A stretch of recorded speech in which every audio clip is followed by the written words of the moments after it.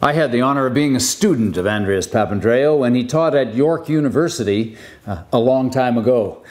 It was an inspirational time. He was one of the best teachers I've ever known in terms of communicating the key issues, helping us to understand what a life of public service was all about. And of course, his knowledge of economic issues was second to none.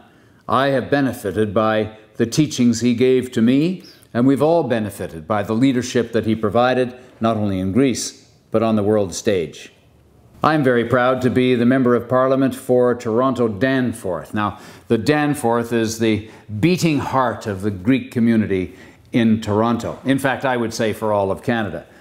That's because it was where so many Greek families came together to build businesses, cultural institutions, and to make such a contribution to building the great city that Toronto is today.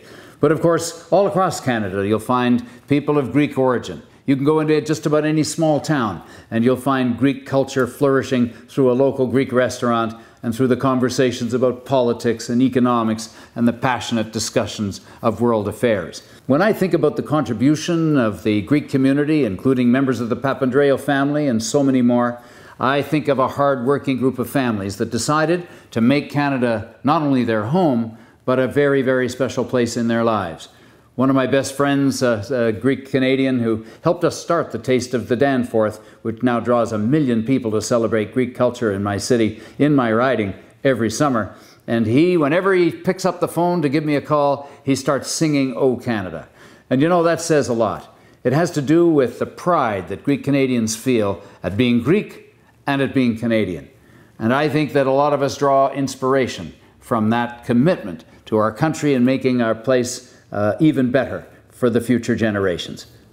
As leader of Canada's New Democratic Party, I have been honored to be working with people from coast to coast to coast who are trying to make Canada an even better place than it is today, the greatest country in the world. Maybe next to Greece, would say some of my Greek friends, of course. But you know, it's a question of trying to build for the future of our families and our communities.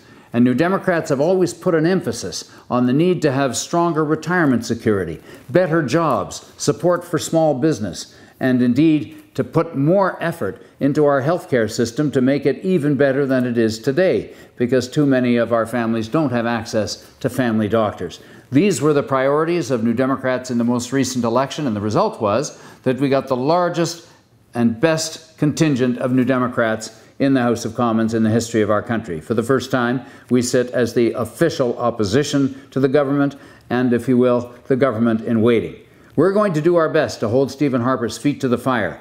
We know that he's going to be cutting services that Canadians count on because he feels it's so important to give tax cuts to the banks and to the oil companies. We think the needs of Canadian families are more important, and we're going to be driving that perspective forward day in and day out in the House of Commons.